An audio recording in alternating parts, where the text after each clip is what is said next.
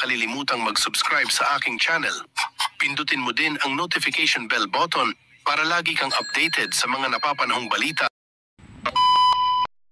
Hey mga guys, dito na tayo ngayon sa Calabar River.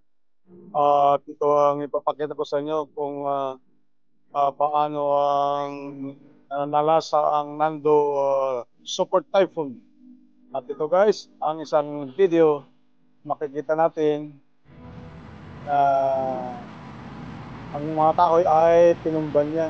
At guys, yan ang river natin. Ayun, sa bangkit na Calabar River side yan guys. Yan, ganyan kalaki. At makikita natin yung yan tulay, wala naman na sira sa tulay guys. At ganyan kalaki guys. Ang tulay natin guys, Calabar River side, Calabar River Beach, Calabar Beach and guys. Yan, gaano kalaki ang ilog yan guys. At makikita natin dito. Yan guys, talagang napakalaki.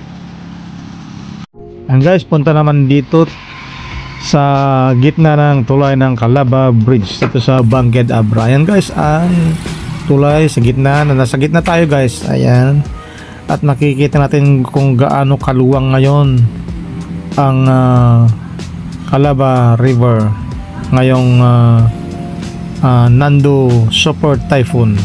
Ayan guys, ganyan kaluwang guys ang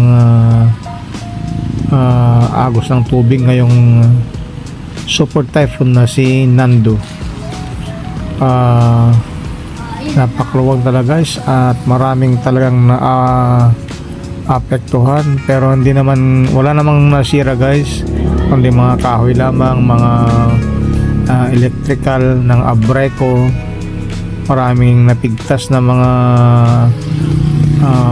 wire sa taas. At kaya ngayon ay sa kasalukuyan guys ay wala kaming kuryente dito guys sa Bangued Abra. At ang alam ko ay buong Abra ay walang kuryente dahil maraming nasira na mga wires dito sa Abra power supply ng Abreco. Ayan guys, ganyan kaluwang, kalawak ang ilog pagka tumaas talaga ang ilog pagka bumay bagyo.